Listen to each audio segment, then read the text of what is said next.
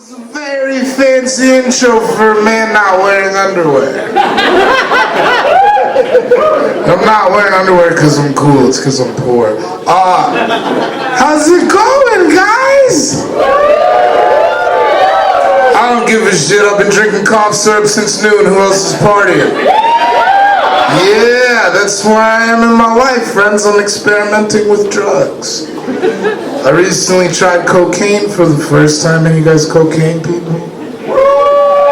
Yeah, they can't ever just say, yes, I enjoy cocaine. I love it, yeah, bro! I tried cocaine for the first time. I found out I'm not a big fan of cocaine. In my opinion, doing cocaine is a lot like peeing your pants, right? Because when you do cocaine, much like when you pee your pants, for the first 30 seconds afterwards, your body's all warm, and you feel so good about that decision, and something inside of you is just screaming, this is what I need to be doing right now! And then 30 seconds go by, and you start to get cold. And then you realize that you're alone. And then you're like, why did I do this on the bus?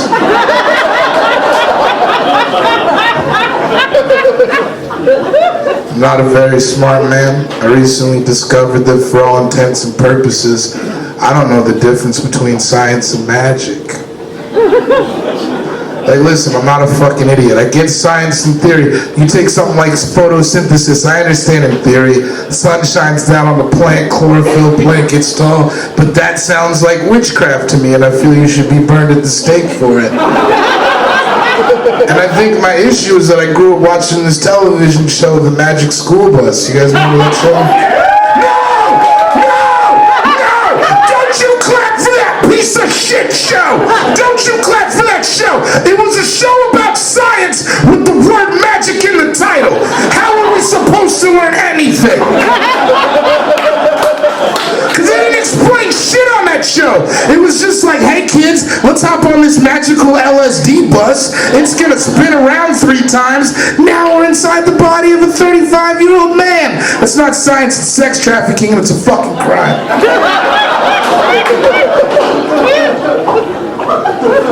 I found something out recently that fucked me up. I think it's gonna fuck you guys up as well. Apparently, according to Google,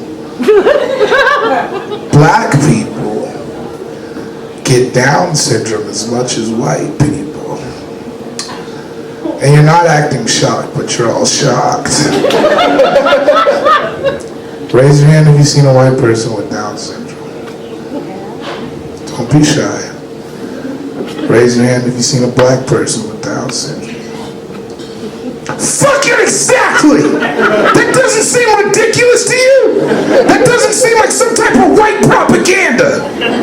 And I looked it up. I Google image search black people with Down syndrome because I'm thorough. And it's fucked up. You know what comes up? One picture of a black guy with Down syndrome, probably the one you saw. One picture of an Asian guy with Down syndrome. And then a picture of the hit rapper Jadakiss. That's what happens, and you can only draw 2 conclusions. Either one, it is white propaganda and you guys are full of shit, or 2, we have a terrible problem with undiagnosed Down syndrome in the black community. And I refuse to believe that about my people. That was the thing I thought we had on you guys for years. Good at basketball, dancing, and don't get Down syndrome. You can loosen up, it'll be alright. I was hanging out with a friend of mine recently. He was a sex guy. I don't know, what's the term for a man who has sex with a lot of women? What is it, what do you say? Wanker? No.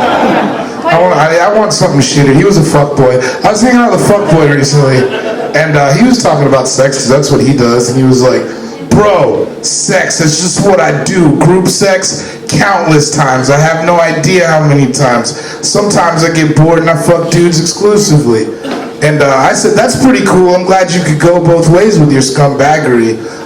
That being said, I don't think I have that in me. I don't think I necessarily want to have sex with a man. And my friend looks me up and down and he says, huh, I guess you don't like fucking that much then.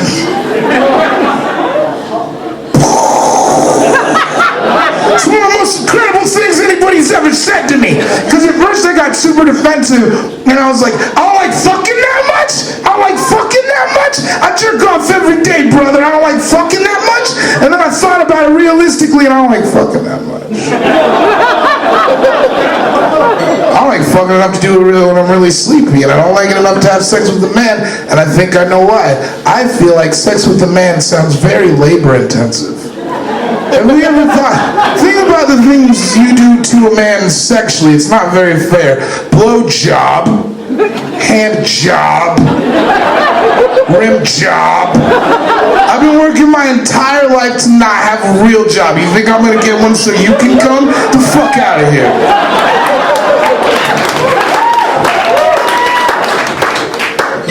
You guys are on board? That's pretty cool.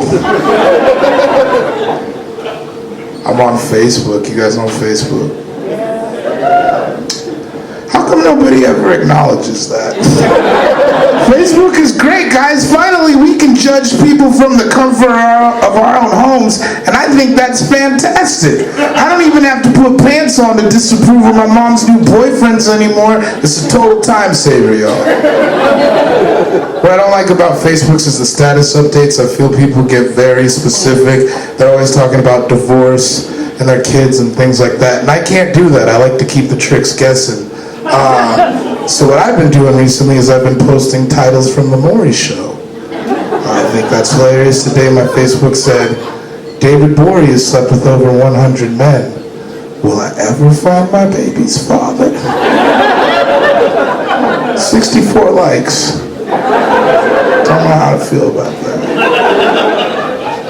I also don't like how Facebook has bred this weird culture now. There's this term Facebook stalker. Have you guys heard people say, I'm a Facebook stalker? I think that's an arrogant term. I don't think it's fair. Because friends, rule number one to stalking someone is you have to leave your house to do it. If you just looked at a Facebook profile for 2 hours a day, you're not a stalker, you're just a boring fucking person. I don't think it's fair because there's real stalkers out there, guys. There's real OG knuckle tattooed stalkers. Like right now, there's a guy and he's in Luxembourg and he's in the bushes outside of Lady Gaga's hotel.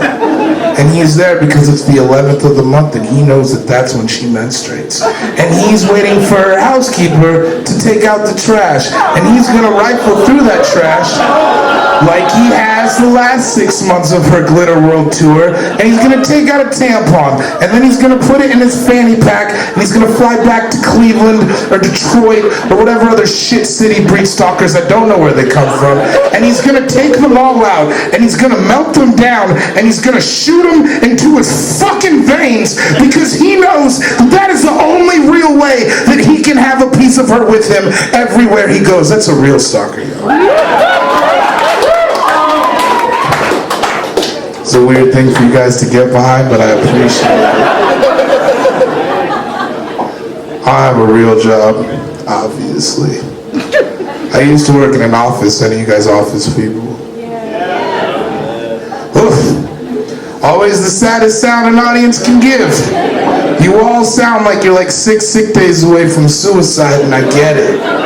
I get it, office work is terrible. I used to work in an office, it was awful. Only one highlight to office work, I think we can all agree that that is cake day. It's the best thing they're doing there. I remember one time we were having cake day in my office and I was getting down doing my thing. Like I was eating food like a person eats food. And my boss comes up to me and she's like, David, I see you're enjoying the cake. Who wouldn't? Chocoholic right here.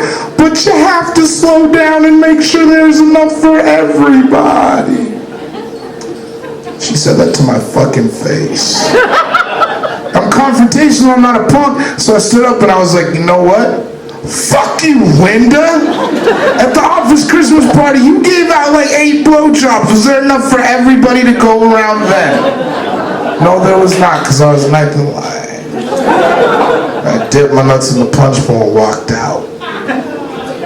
One of those things actually happened.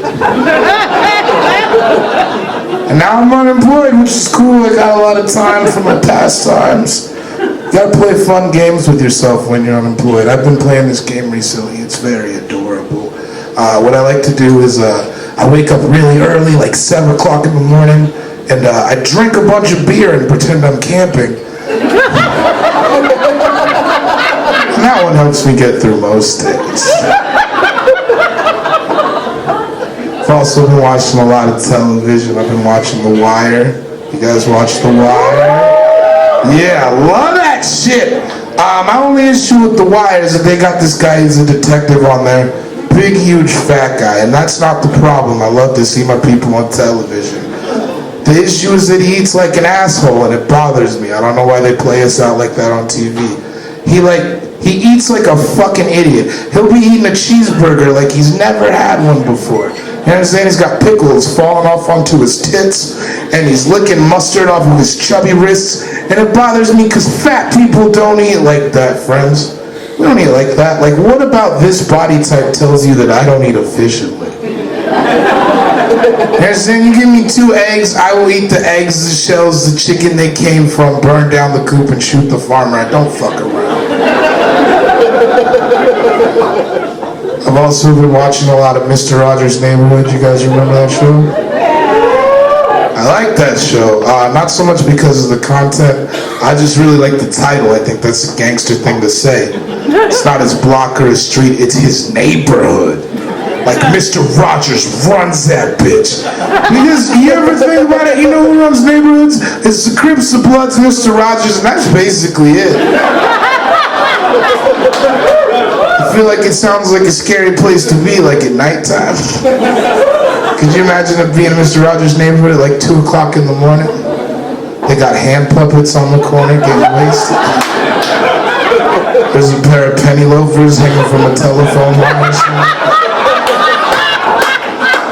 Could you imagine getting beat up in Mr. Rogers' neighborhood? Just a bunch of gangsters running up on you like, oh shit, this nigga can't make believe? You knew the dress code was cardigan sweaters, homie. Alright, I'm about to get out of here. What I want to do as I leave is, I just invented this and I'm very excited about it. I invented a character. Can I workshop it for you guys? Yeah! Okay, this is a character. It's a Southern gentleman. I like to think he looks like Colonel Sanders. And this gentleman does not know that the word gay is not short for alligator. Do you understand? He does not understand that gay is not short for alligator. See? I don't know why they won't allow alligators in the military. They are frightening. And I have 2 more because I have no time in the days. The second one, another one I really like, same guy, different situation. He says, I heard in San Francisco they have an alligator pride parade. Sounds dangerous. And the third, and my favorite, because it pisses off white people, is, I heard they're allowing alligators to adopt Chinese babies. As long as it ain't white folk. White people never laugh at that. Do you all have Chinese babies? That's fine, I appreciate it. They need to get adopted. What a weird exit, but you know what? You guys are super cool. Okay, so thank you so much.